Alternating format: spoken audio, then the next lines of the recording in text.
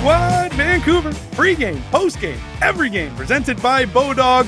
From sports odds to free casino games, make a play at bodog.net. Wadden and JPat here with you with a post-game version of the show. Not so much. We're showing our pride here for Canada, JPat, but we got to move on to the hockey now as the Canucks get set to face off against the San Jose Sharks, and the Canucks are probably feeling good about themselves after taking down the Golden Knights in Sin City.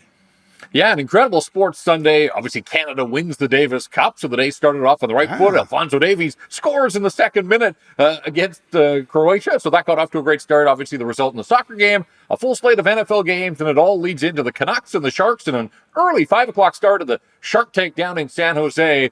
Back-to-back for the Canucks, and that's going to be a challenge, but you know what? They've won back-to-back games as well. They have to see this as an opportunity to make it 3 straight victories for the first time all season, and an opportunity to pick up where they left off in Sin City because they were that good against the Golden Knights, and we'll see if they can take that good game that they played at T-Mobile Arena, move it to San Jose into the Bay Area, and roll it out once again. The Sharks are there for the taking. They are not a particularly good team in the National Hockey League, and so opportunity knocking for the Vancouver Canucks here to make it a terrific weekend. Let's get to the lineup change presented by Delaney's OK Tire on Fraser Highway in Langley.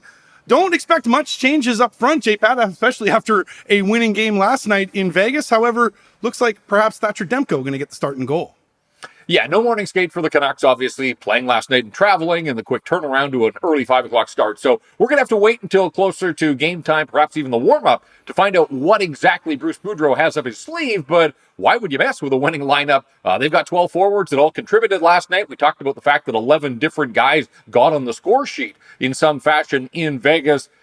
There may be a change on defense, although, again, I sort of subscribe to the why fix it if it ain't broke. And last night and even the game in Denver, 2 of the best wins for the Vancouver Canucks this season. So I'm not anticipating any changes to the skaters, but yeah, I would think that Thatcher Demko likely gets the start. I have to think that heading into the weekend, Bruce Boudreau was looking at splitting the goaltending duties. Spencer Martin, we know what he did against the Golden Knights. We know what he's done all season long, has 6 of the 8 victories for the Vancouver Canucks. So it's an opportunity for Thatcher Demko to strut his stuff, to try to find his game again. I would think that Demko will be between the pipes for the Vancouver Canucks tonight.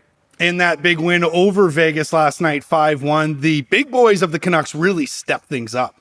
And they've been doing it all season. Of course, Bo Horvat has now scored in 3 straight. He scored 13 goals in his last 13 games. He had one last night. So did JT Miller, Elias Pettersson, Andrei Kuzmenko, Brock Besser. Those are the guys that you want to score goals. And against a San Jose team that is one of the worst defensively in the National Hockey League, only Anaheim and Columbus have allowed more goals so far this season than the San Jose Sharks. So if you're Pettersson or Miller or Horvat, you're probably licking your chops thinking this might be another opportunity to pump a few pucks into the back of the net. And just like Canada did today against Croatia, the Canucks have been opening the scoring a lot lately. 5 straight games now with the first tally. Yeah, unfortunately, it didn't mean a whole lot for Canada over at the World Cup, but it has meant something for the Canucks. Last night, basically went coast to coast, built a 5-0 lead.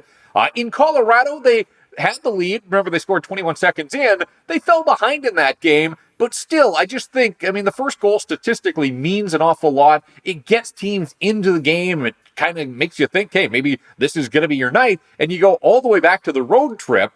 Even the game in Toronto a couple of weeks ago, they opened the scoring then. We know that the Canucks haven't been great in scoring or in holding leads, but 6 of their last 7 games, they have jumped out in front. And so last year, remember, that was such a struggle for them. That was Bruce Boudreau's biggest challenge last year was, why can't his team start better? Well, they've opened the scoring in 5 straight games. They've won 4 of those. So they're figuring out at least the starts to these games. Yeah, finishing them off, that's still been a bit of a challenge, but it wasn't last night in Vegas, and we'll see what tonight holds against the San Jose Sharks. And these Sharks are for the harpooning right now, back-to-back losses, and just 1 in their last 5.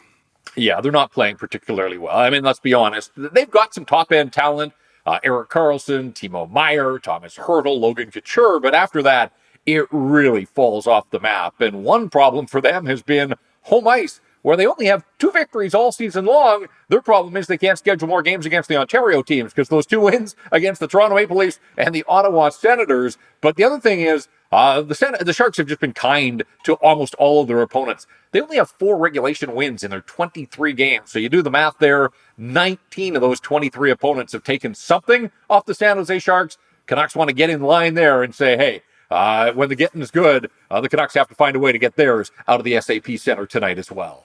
I got mine last night in my Bodog best bet. Got myself another W after a few losses, looking to keep the streak going tonight as I have the Canucks on the puck line tonight, JPat. -1.5 goals at plus 215. Feeling good about the Canucks and going to keep rolling tonight.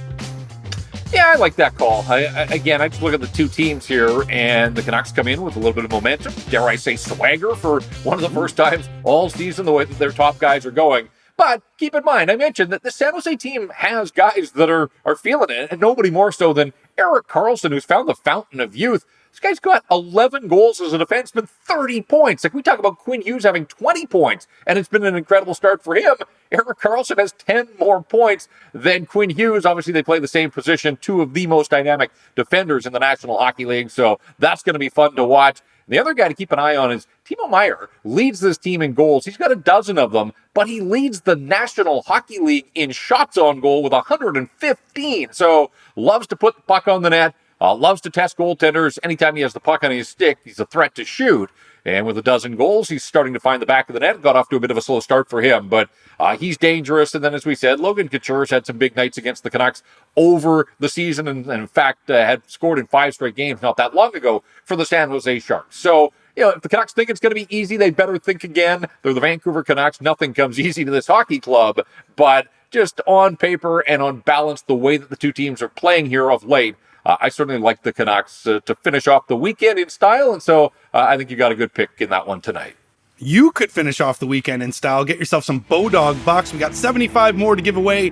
Here's what you got to do. Head to Rinkwide Podcast on Twitter. Look for the post. Guess the time and the period of the game-winning goal. The closest wins 75 Bodog bucks, and you must have a Bodog account. You can also leave a comment below. Give us your time and the period of the game-winning goal. The game-winning goal last night, JPat, came in the first frame.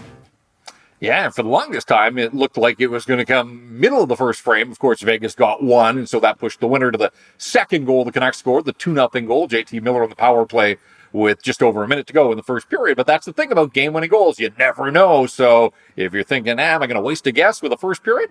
You just don't know. Maybe the Canucks get out to another big lead, and maybe the deciding goal is in the first period. Whatever the case, take your best shot here, and maybe you walk off with 75 of those Bodog bucks. All right, JPat, who tonight is going to do something in this game? Well, if it is Thatcher Demko, then I think it has to be Thatcher Demko. We all know the storyline that's happening in goal for the Vancouver Canucks. Spencer Martin's been terrific.